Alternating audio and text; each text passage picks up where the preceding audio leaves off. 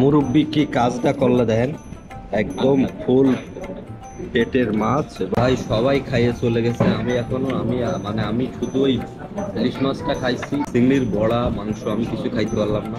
দাদা আপনি যে শুনলেন যে শ্বশুর বাড়ি একটাই, তাহলে কি ভাইরে আবার একবার বিয়ে দিবেন? করছি এই গনে ইলিশ মাছ টাছ আছে।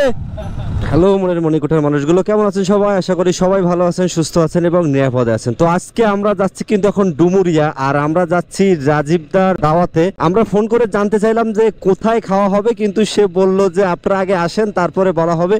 তো আমরা কিন্তু ফাইনালি খুলনা থেকে রওনা হয়ে গেছি ফার্স্টে ডুমুরিয়ার উদ্দেশ্যে। ডুমুরিয়া বাজার থেকে আমরা খাওয়া দাওয়া শেষ করে সোজা আবার ঘুরে এসে যাব পিকে কফি শপে। তো আপনারা অবশ্যই সাথে থাকবেন এবং দেখতে থাকবেন। আর আজকে আমার সাথে আছে সোহাগদা। সবসময় কিন্তু উনি আমাকে ছায় রাখছেন, আর রাস্তায় যে রোদ, তা মনে করেন যে আমার মাথায় তো হেলমেট আছে, কিন্তু সোহাগদার অবস্থা কি হচ্ছে আমি বুঝতে পারতেছি, কিন্তু কিছু করার নাই। চলেন লেটস গো। আমরা আছি এখন 0 পয়েন্টের কাচ্চি ডাইনের সামনে।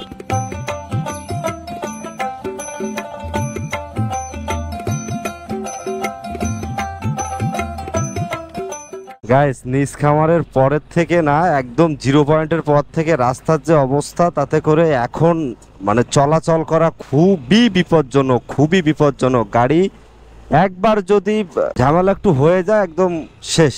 মানে রাস্তার মিডিল পয়েন্টটা একটু খেয়াল করেন, মানে গাড়ি গাড়ি আরে বাপরে বাপ, চাকা কোথায় যাবো রে, সামনে অবস্থা খেয়াল করছেন দাদা? গাইস রাস্তায় যেহেতু অনেক ধুলা, তাই সোহাগদা কিন্তু যাচ্ছে সার্জিক্যাল একটা ক্যাপ কিনতে, কারণ অনেক অনেক মানে আজকে একদিন ঘুরলে আপনার শ্যাম্পু করা লাগবে। সুপ্রিয় দর্শক, ফাইনালি কিন্তু দাদা চলে আসছে, আর এবং আমরা এই রোদ্রের ভিতরে বাতাস লাগতেছে গাড়িতে, কিন্তু আমার তেমন সমস্যা হচ্ছে না, কিন্তু দাদা ঠিক বুঝতে পারতেছে কি তাপের ভিতরে সে আছে। ওকে, তো এখন হচ্ছে ছেলে মেয়েদের স্কুল ছুটি দিচ্ছে, চারিদিকে অনেক বেশি পোলাপান। আমরা কিন্তু গাড়ির একটু স্পিড বাড়াচ্ছি, কারণ ক্ষুধা লাগছে প্রচুর। ডুমুরিয়া যেই খাওয়া হবে, তো ওখানে আমাদের জন্য অপেক্ষা করতেছে রাজীবদা। বিশেষ করে এখন একটু আপনারা দেখে শুনে গাড়ি চালাবেন, কারণ দেখে শুনে গাড়ি না চালালে এখন রাস্তার অবস্থা কিন্তু যথেষ্ট খারাপ। এখন কিন্তু কোনো রাস্তারই কাজ হচ্ছে না বললেই চলে। তো আপনারা একটু দেখে শুনে গাড়ি চালাবেন, কারণ সময়ের চেয়ে জীবনের মূল্য অনেক বেশি। চলেন লেটস গো। রাস্তা ঢেউয়ের মতো, আপনি একটা সাইডে গেলে পর ওই ঢেউয়ে ঘা খেয়ে আপনি এপাশে স্লিপ করে পড়ে যাবেন, অ্যাক্সিডেন্ট করবেন। এই দেখছেন ঢেউ, মনে হচ্ছে ঢেউ খেলে গেছে। তো এই রাস্তার আমরা সংস্কার আশা করি, কারণ এইসব মেইন রাস্তার সংস্কার না হলে কখনোই মানে অ্যাক্সিডেন্ট কমানো যাবে না।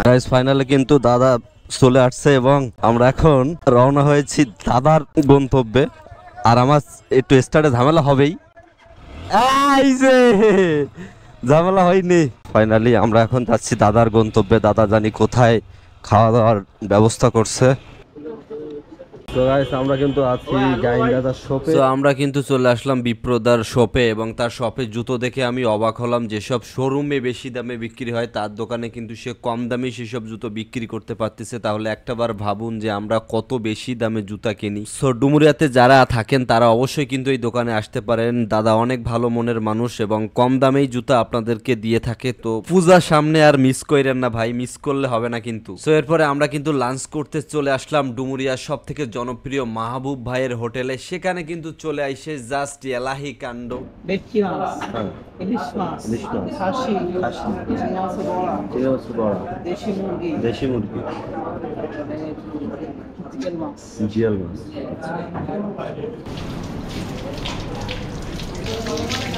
তো খাওয়া শুরুতেই বলে রাখি, রাজীবদা কিন্তু এলাহি কাণ্ড নিজেই শুরু করছে, কারণ সে সকালে আইসে বড় একটা 2 কেজি ওজনের ইলিশ এখানে দিয়ে গেছে রান্না করার জন্য। তারপরে 2 কেজি ওজনের একটা দেশি মুরগি। এই খাইতে বসেই ঘটে গেল আমার সাথে বড় একটা অঘটন। সেটা হচ্ছে, আমি ফার্স্টে যখন মাছ নিই, ইলিশ মাছ ভাবছি নর্মাল হবে, কিন্তু ইলিশ মাছে এত স্বাদ, এত তেল, জাস্ট 2 পিস নিছি, শেষ করতে পারতেছিলাম না। তারপরে দাদা আরো 1 পিস কিন্তু উঠাই দিছে আমার পাতে, মানে 3 পিস। জানি না আমার সাথে কেন এটা হলো, আমার পেট ভরেনি, কিন্তু ওই মাছের যে তেল, যেটা মানে মাছটা খায়ে আমার ঘুরে গেল সব কিছু, পেট খালি ছিল কিন্তু আমি কিছুই খাইতে পারিনি। লাস্টে মাংস, চিংড়ি মাছের বড়া, কিছুই না। আমি বুঝলাম না যে ইলিশ মাছের তেল এতটা শক্তিশালী হয় যে আমার খাওয়া টোটালি বন্ধ করে দিয়েছে। আর তার আগে কিন্তু খাইছিলাম ডাউল গোলাপ, তো সব মিলিয়ে খুবই একটা খারাপ অবস্থা। সবাই খাইয়ে চলে গেছে, আমি শুধু ওই ইলিশ মাছটা খাইছি, চিংড়ির বড়া, মাংস আমি কিছু খাইতে পারলাম না। মানুষ খাইলে সত্যি কাটাই যায়, এই লোকটা না দেখলে বোঝা যেত না। আমি দাদাদেরকে বললাম, দাদা আমি আর পারতেছি না, আমার পেটে সমস্যা হচ্ছে, খারাপ লাগতেছে, ছাড়ে দেন। তো বলে না, তোমারে ছাড়া যাবে না, এখানে আমরা 1 ঘন্টা থাকবো, তুমি খেয়ে উঠবা, তারপরে আমরা যাব। আমি এই কথা শুনে তো আরো বেশি বিচলিত হয়ে পড়লাম যে এ কি জ্বালায় পড়লাম, আমি তো খাইতে পারতেছি না। দর্শক, এই যে খাওয়া দাওয়ার পরে আমি এসে এখানে বসছি, কারণ কি আমি তো খাইয়ে পারিনি, মানে আমি খুবই অসুস্থ হয়ে গেছে। আর এই দেখেন, এই যে রাজীব দা দেখেন, এই যে রাজীব দা দাদা আসছে কনে।